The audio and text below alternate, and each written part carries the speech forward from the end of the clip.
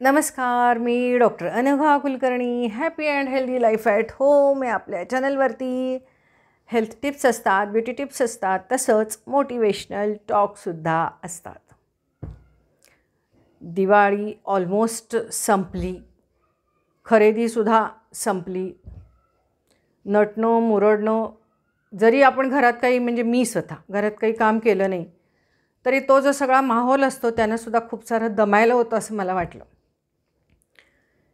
तर आज अजूनही तुम्हाला माहिती आहे की मी काकड आरतीला जाते सकाळी, त्यामुळे 4ला उठायचं, मग ते सगळं आवरायचं. सुरुवातीला 2-3 दिवस दुपारी मस्त झोप यायची, पण आता दुपारी काही झोप येत नाही म्हणावी तशी. रात्री आता 8:30-9 वाजले की डोळे पेंगायला लागतात. बरोबर पहाटे 4ला मेंदू जागा होतो.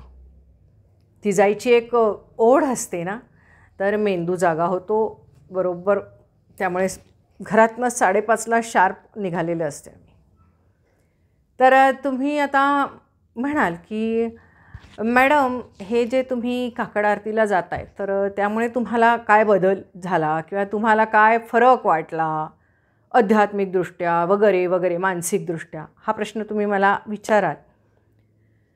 तर मी तुम्हाला एक सांगते, माझ्यात बदल काय झाला अगदी स्पष्ट सांगते. अलीकडच्या काळामध्ये आपलं वय व्हायला लागलेलं आहे. आपली साठी आली आहे, तर आपलं आता वय व्हायला लागलेलं आहे, आपण वयस्क व्हायला लागलेलो आहोत, हे कुठेतरी जरा जरा फिलिंग यायला लागलं होतं. मग जेव्हा मी अशी काकड आरतीला जायला लागले किंवा नवरात्रीत 9 दिवस गेले, तुम्ही बघितलं, तर जेव्हा मी अशी सर्वांच्यात जायला लागले, कारण नॉर्मली कसं होतं की आपण आपलं फार विश्व संकुचित असतं. आपलं आपलं काम, आपण घर किंवा आपलं इतर काहीतरी सोशल ॲक्टिव्हिटीज. पण माझ्या लक्षात आलं की करिअरिस्ट वुमनपेक्षा गृहिणी जास्त आयुष्य एन्जॉय करतात. तर मी जेव्हा नवरात्राच्या निमित्ताने 9 प्रकारच्या साड्या नेसल्या, त्या निमित्ताने आरतीला गेले, तिथला वातावरण बघितलं, ते आनंदमय उत्साहपूर्ण असं वातावरण, आणि सर्वांच्यात मिसळायचं. नाही तर कसं होतं की विशिष्ट लोकांच्यातच मिसळलं जातं आपल्या प्रोफेशनमुळे. तर सर्वांच्यात मिसळायचं. तर आत्ता काकड आरतीलाही तसंच होतं. खूप ओळखीच्या अनोळखीच्या व्यक्ती असतात, आपण सर्वांच्यात मिळून मिसळून राहतो आणि त्यांच्यासोबत त्यांच्या पद्धतीने आपण आनंद मिळवायला बघतो किंवा आपण आनंद मिळवायला शिकतो. हा माझ्यात फार मोठा फरक झाला. नाहीतर विशिष्ट पद्धतीने आपल्याला आजकाल सोशल मीडियामुळं किंवा बदललेल्या लाईफस्टाईलमुळं आपल्याला असं वाटतं की विशिष्ट पद्धतीने जगणं, चैनी किंवा बाहेर हिंडणं, फिरणं, हॉटेलिंग, ह्या सगळ्या गोष्टी करणं म्हणजेच आयुष्य एन्जॉय करणं. पण मी जेव्हा अशी सगळ्यांच्यात मिसळायला लागले, त्यावेळेला माझ्या लक्षात आलं की माझ्यापेक्षा खूप जास्त वयाने असलेल्या स्त्रिया या अशा ग्रुप्समध्ये असतात. तुम्ही माझा मॉर्निंग वॉकचा सुद्धा ग्रुप बघितला, 86 वर्षाच्या महिला आहेत. तसंच काकड आरतीच्या ग्रुपमध्ये सुद्धा 80च्या वर्षासुद्धा महिला आहेत. आणि त्यांचा तो आनंद, उत्साह बघितला की असं वाटतं की खरंच हे असं जगायला पाहिजे आपण. नाहीतर कुठे आपण ते आपल्या स्पर्धा, ईर्ष्या, मत्सर या जगात आपण जगत असतो, दुसऱ्यांच्यासारखं जगायला बघत असतो. तर त्याच्यापेक्षा मला हा आनंद खूप मोठा वाटला. कोणीतरी मला लिहिलं होतं की तुम्ही अध्यात्माकडे वळलेला आहात तर तुमचा अनुभव लिहा. मी काय अध्यात्माकडे वगैरे वळलेली नाही आहे. माझी जी काही पहिल्यापासून, जन्मापासून किंवा त्यानंतर मला ज्या पद्धतीने वाढवलं गेलं त्या पद्धतीनेच मी जगते आहे. मी असं काही वेगळी माझी लाईफस्टाईल काही मी चेंज केलेली नाही आहे. तर मला एकच तुम्हाला सांगायचं होतं की अशा पद्धतीने जगूनसुद्धा तुम्ही आयुष्यात आनंद मिळवू शकता, उत्साही राहू शकता, फ्रेश राहू शकता, स्मार्ट राहू शकता, यंग राहू शकता. तर तुम्ही अलीकडच्या काळामध्ये माझी जी ही खरेदी बघितली, मधल्या काही काळामध्ये मी घरातली सगळ्या वस्तू देऊन टाकत होते सगळ्या, की नाही तुम्ही वापरा, मी आता एकदम सिम्पल वागणार आहे, सिम्पल राहणार आहे, मला आता हे सगळं होत नाही, मॅनेज करायला होत नाही, मेंटेन करायला होत नाही, कपडे म्हणा, साड्या म्हणा किंवा इथे ज्वेलरी म्हणा, जे काही असेल ते मला असं वाटायचं की मला मेंटेन करायला होत नाही, म्हणून मी असं देऊन टाकत होते. पण असं ते उदासीन वृत्तीनं देऊन टाकत होते. तेच आतासुद्धा मी हे सर्वांना वस्तू वाटते, परंतु उदासीन वृत्तीनं नाही, तर आनंदी आणि उत्साही पद्धतीने.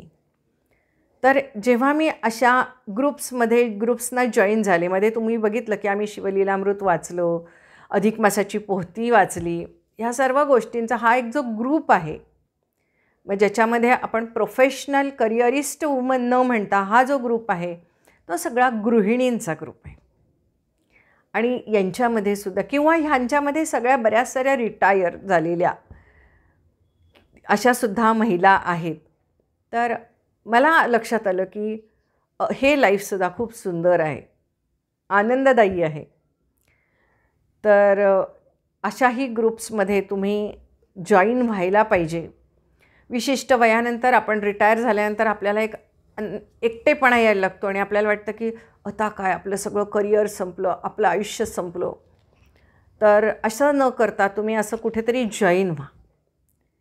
आणि मुख्य म्हणजे तुम्ही काय होतात हे थोडंसं विसरायला शिका आणि सर्वांच्याप्रमाणे वागायला लागा. बघा तुमच्या जीवनामध्ये खूप सारा बदल घडून येईल. तुम्हाला असं वाटेल की अरे 60 संपले, अजूनही 40 जगायचे. नाहीतर असं वाटतं की अरे 60 आली, संपत आलं सगळं, असं नाही वाटत. अजूनही 40 जगायचे. आणि हा जो आनंद आहे आणि उत्साह आहे ना, हा मला असं वाटतं की अशा कार्यक्रमांमध्ये आपण भाग घेतला पाहिजे.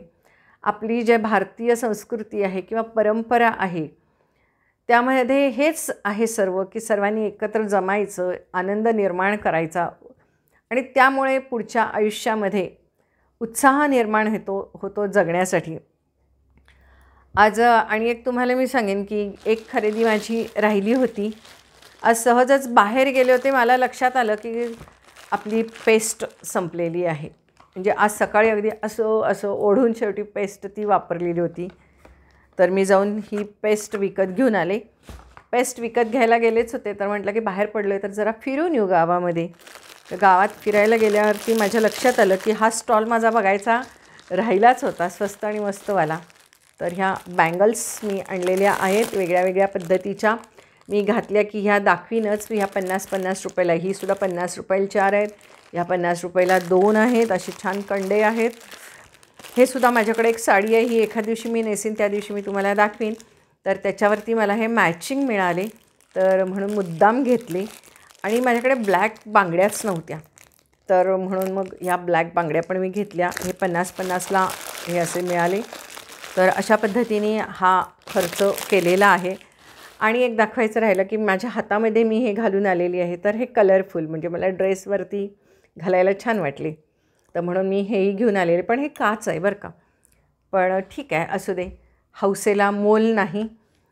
आणि तुम्ही मला म्हणत असता की किती खरेदी करता, तर मी तुम्हाला खरं सांगू का की काही जण मला असं चांगल्या पण कमेंट्स करणारे 99.9% 999 आणि 0.11111 कुठंतरी त्या बाद कमेंट्स असतात की त्यांना असं वाटतं की अरे हे काय म्हाताऱ्या व्यक्तीने असं वागायचं असतं का, असं करायचं असतं का, तसं करायचं असतं का. पण असं जे बोलतात तो त्यांचा प्रश्न आहे, कारण की ते मुळात मनानी आणि वयानी आणि सगळ्यांनीच म्हातारे झालेले आहेत, म्हणून ते तशा कमेंट्स करतात. तर ते स्वतः म्हातारे आहेत. पण बाकीच्यांना मी नक्की सांगेन की आपण आयुष्यात मनानी तरुण राहिलं पाहिजे आणि त्याच्यासाठी थोडंसं आपण जगाप्रमाणे बदललंही पाहिजे.